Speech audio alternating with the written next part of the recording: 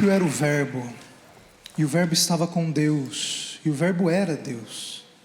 E o Verbo se fez carne e habitou entre nós. Vimos a sua glória, a glória do Filho unigênito que veio do Pai, cheio de graça e de verdade. Espalhou-se a notícia de que um homem chamado Jesus estava realizando milagres, e as pessoas o seguiram aos milhares. Eles ouviram que ele havia transformado água em vinho, que ele havia curado cegos e que ele tinha poder sobre o vento e as ondas. Alguns até começaram a se perguntar se o tão esperado Messias finalmente havia chegado.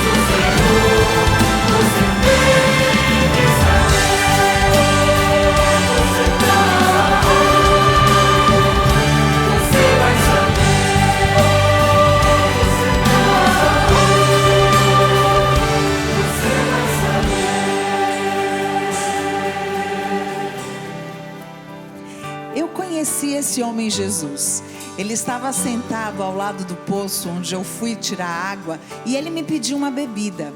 Então ele disse uma coisa muito curiosa: aquele que beber dessa água voltará a ter sede, mas aquele que tomar da água que eu lhe der nunca mais terá sede, pois dentro dele irá jorrar uma água que fluirá para a vida eterna. Eu também o conhecia como membro do conselho dominante judaico.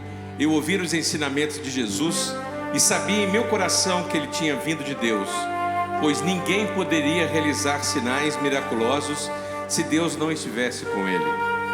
Então, eu fui a ele em particular, aprender mais para fazer perguntas. Eu ainda posso ouvir suas palavras em meu coração. Ele me disse que ninguém pode ver o reino de Deus a menos que ele nasça de novo, e que todo aquele que nele crê pode ter vida eterna.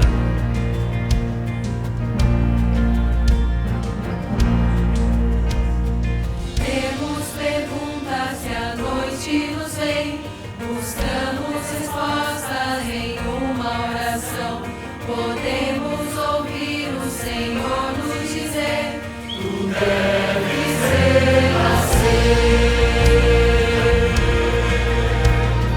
Todos procuram saber a razão,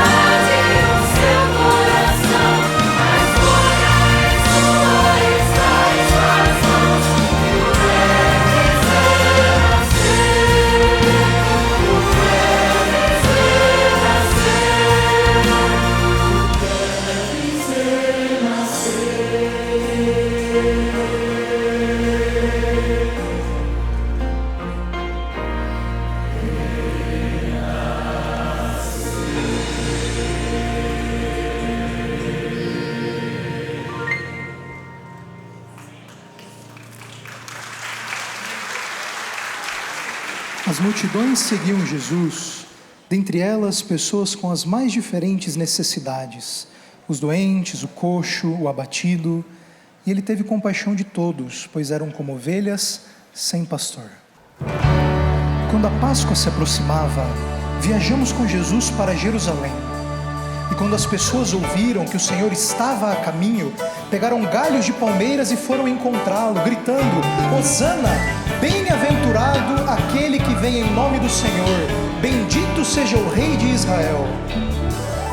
A multidão segue até Jerusalém pra ver aquele homem incomum.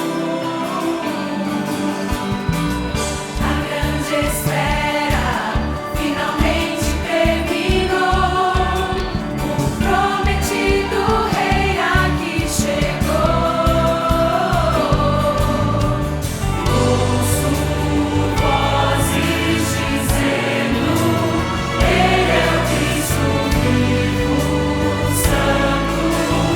Estão proclamando: Hosana, Hosana, glória ao nosso Rei Jesus. Bendito é o que vem em nome do Senhor. Hosana, Hosana, glória ao nosso Rei Jesus. Bendito é o que vem em nome do Senhor.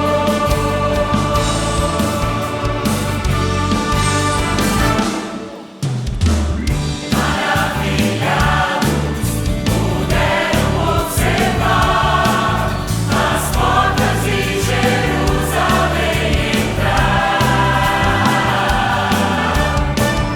Honramos em suas mãos, louvamos ao Senhor. O Messias prometido Rei. Os louvores ecoam pelos ares todos juntos. Estão celebrando,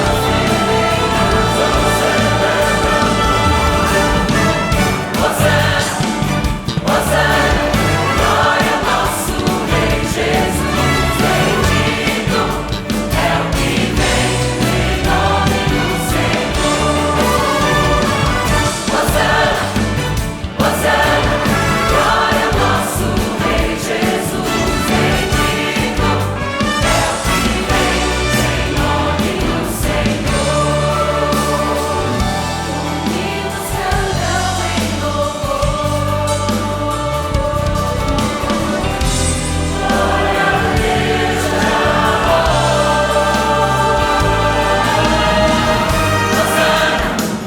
Hosana, glória ao nosso Rei Jesus. Bendito é o que vem em nome do Senhor. Hosana, Hosana, glória ao nosso Rei Jesus. Bendito é o que vem em nome do Senhor. Bendito é o que vem em nome do Senhor. Em nome do Senhor. Em nome do Senhor.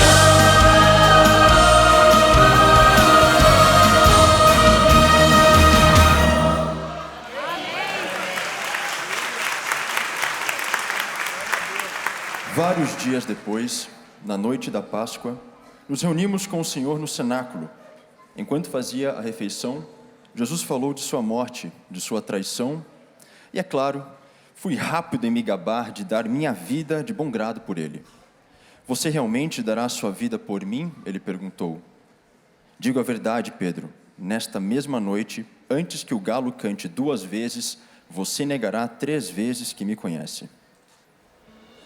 Então, sabendo plenamente o que estava por vir, ele ofereceu estas palavras de consolo: Não se perturbem seus corações. Você sofrerá, mas sua tristeza se transformará em alegria. Olhando para trás, posso ver tudo tão claramente mas não naquela noite, na noite em que participamos da refeição da Páscoa como o Cordeiro da Páscoa. Jesus deixou a multidão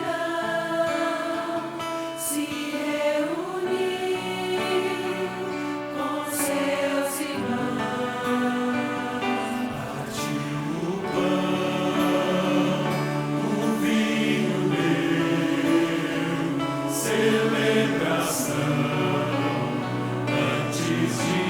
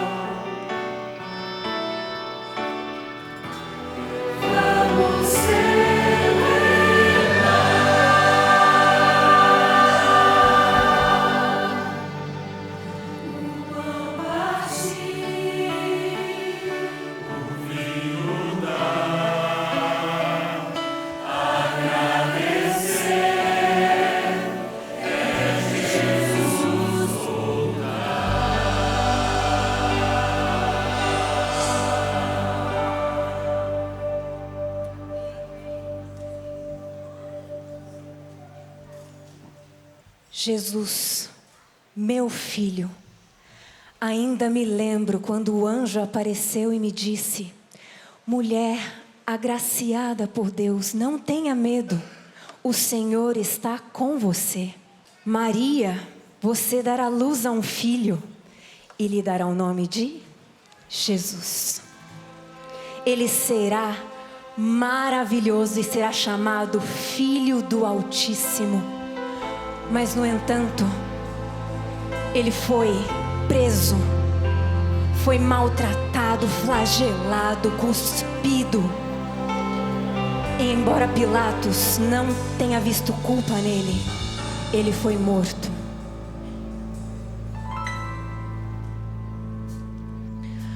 Numa noite plena, o meu bebê nasceu, o céu desceu à terra, o Filho, o Pai nos deu.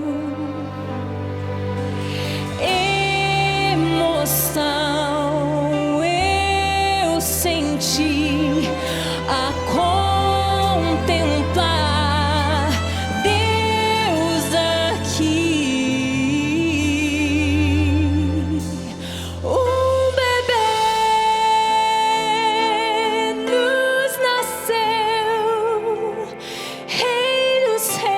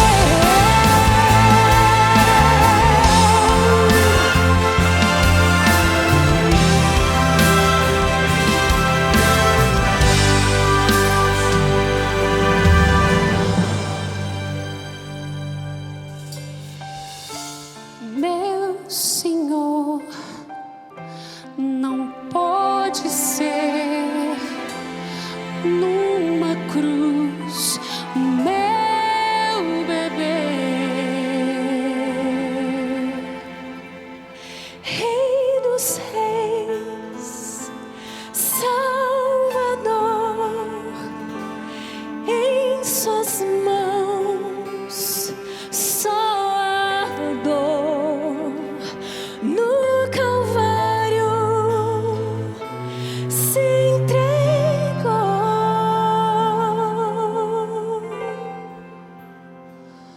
Foi amor,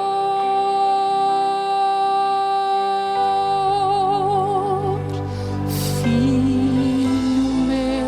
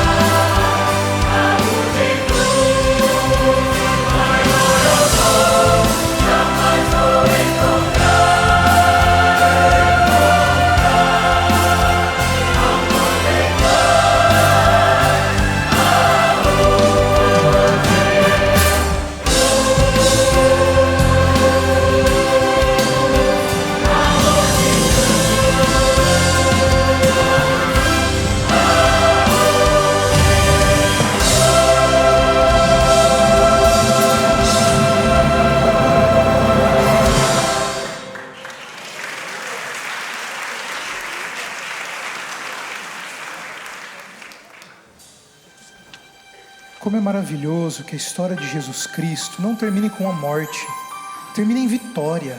No terceiro dia, várias mulheres foram ao seu túmulo para ungir o corpo e descobriram que a pedra havia sido removida. Ao ouvir a notícia, Pedro e eu corremos para o túmulo e descobrimos que Jesus ressuscitou, assim como ele disse que faria. Cristo ficou no Calvário, morreu por mim, pecador, e por você. A morte declarou o final. Toda criatura sente que é o fim, mas no terceiro dia a luz brilhou. Eu já posso ouvir o Pai dizer: abre a sepultura, remova a pedra dali. Gloriosos louvores vão anunciar onde a morte esteve. A vida nasceu, abre a sepultura e deixa o mundo ver.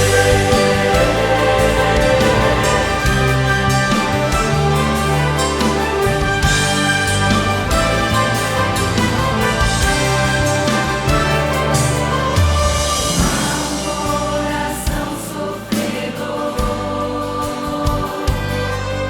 uma alma cansada, buscando amor. Jesus veio, esperança Ele tem pra você. A liberdade plena Ele quer dar. Você vê a luz brilhando, o dia chegou. Você vai viver, ser livre outra vez. Abre a sepultura, remova a pedra dali. Gloriosos louvores vão anunciar onde a morte esteve. A vida nasceu, abre a sepultura, deixa o mundo ver. Cristo reina no centro do teu ser, um novo homem será. Nem a morte poderá vencer. Jesus garantiu a vida eterna. Abre a sepultura, renova a pedra dali. Gloriosos louvores vão anunciar onde a morte esteve. A vida nasceu, abre a sepultura, deixa o mundo ver. Abre a sepultura, deixa o mundo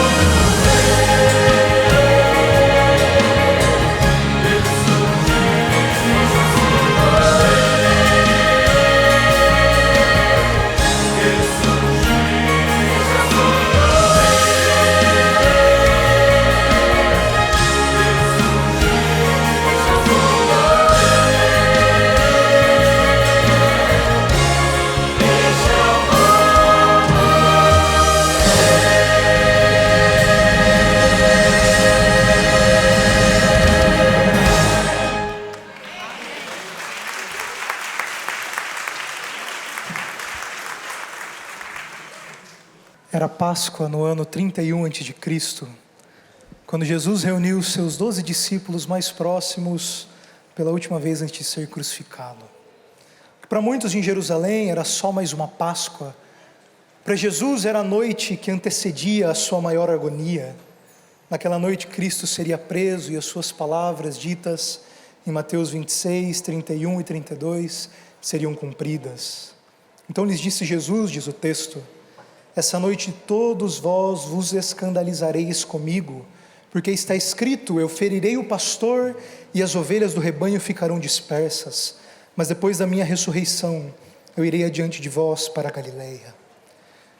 E mesmo com todas as palavras de lealdade até a morte, ditas por aqueles que viriam a ser os apóstolos, o que acontece quando Jesus é preso é justamente aquilo que ele havia predito. Versículo 56 diz que então os discípulos todos, deixando-o, fugiram. Queridos, todos fogem, escandalizados e atemorizados, e até mesmo Pedro, que jurara morrer com Jesus, o nega por 3 vezes.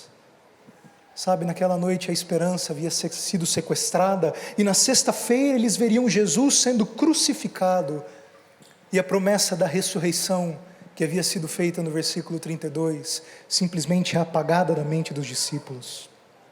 Mas queridos, a morte não era o fim, e de fato, no 3º dia aquela pedra foi removida, e Cristo ressuscitou vitorioso.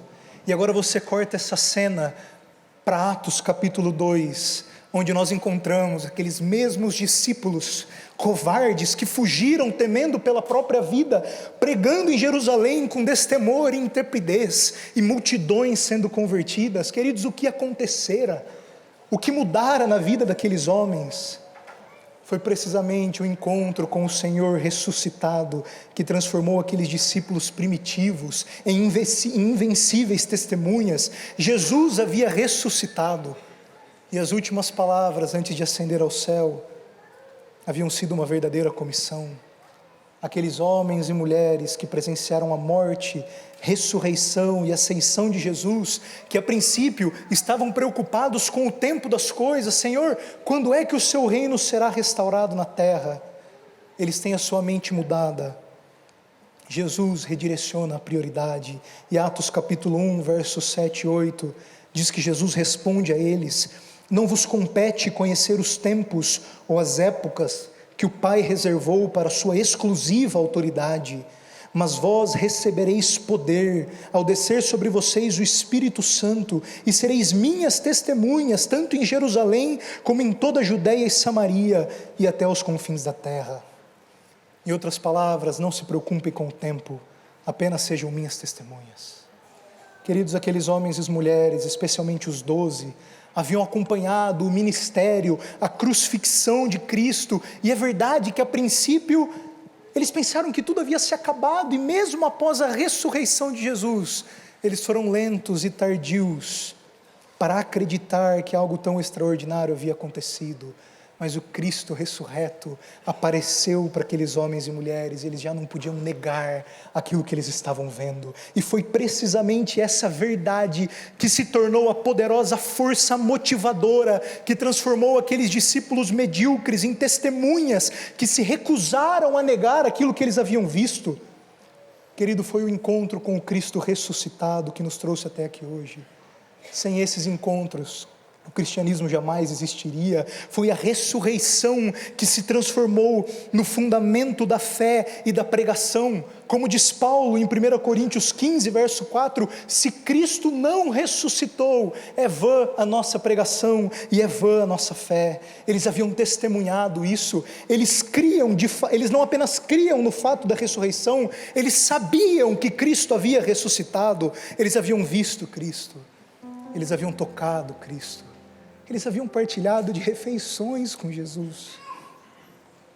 Queridos, não havia ninguém que pudesse dissuadir aqueles homens e mulheres da veracidade da ressurreição, e essa foi a razão pela qual muitos deles, mesmo em vista do sofrimento e da morte, não negaram a fé. Nenhum deles estava disposto a negar aquilo que eles tinham visto. Já não havia razão para o medo. Eles tinham contemplado o Cristo vitorioso e sabiam que Cristo já tinha vencido a morte. E agora, começando com 12 discípulos e um punhado de mulheres, imbuídos pelo Espírito Santo, nas palavras dos opositores de Cristo, eles transtornaram o mundo. E através da vida de homens e mulheres, que ao longo dos séculos se recusaram a negar a fé, morreram pela mensagem que carregavam. O Evangelho chegou até nós aqui hoje. Ele chega a nós com a mesma missão. A missão de sermos testemunhas do Cristo crucificado, ressurreto e prestes a vir. Em 2 Coríntios capítulo 4, verso 7 em diante, Paulo vai dizer que nós temos, porém, esse tesouro em vasos de barro, para que a excelência do poder seja de Deus e não de nós. Em tudo nós somos atribulados, porém não angustiados. Nós somos perplexos, mas não desanimados, perseguidos, porém não desamparados, abatidos, porém não destruídos, levando sempre no corpo o morrer de Jesus, para que também a sua vida se manifeste em nosso corpo. Queridos, hoje nós cantamos sobre alguns dos fundamentos da nossa fé, as bases onde a nossa fé está construída, e a mesma mensagem que um dia foi confiada àqueles 12 homens, ela é confiada a nós. Ela é confiada a nós. Nós não temos uma mensagem de opinião própria, nós somos apenas vasos de barro, carregando um tesouro inestimável. E que lástima seria se nós desperdiçássemos a nossa vida correndo atrás do vento e se alinhando a senhores menores que competem pela lealdade do nosso coração. Queridos, que desperdício seria nós escondermos tal maravilhoso tesouro que nos foi confiado. Minha querida igreja, você foi chamado para ser um vaso de barro, cheio da água viva, que pode saciar a sede de um mundo que está sedento por propósito. Nós não somos senhores, nós somos testemunhas.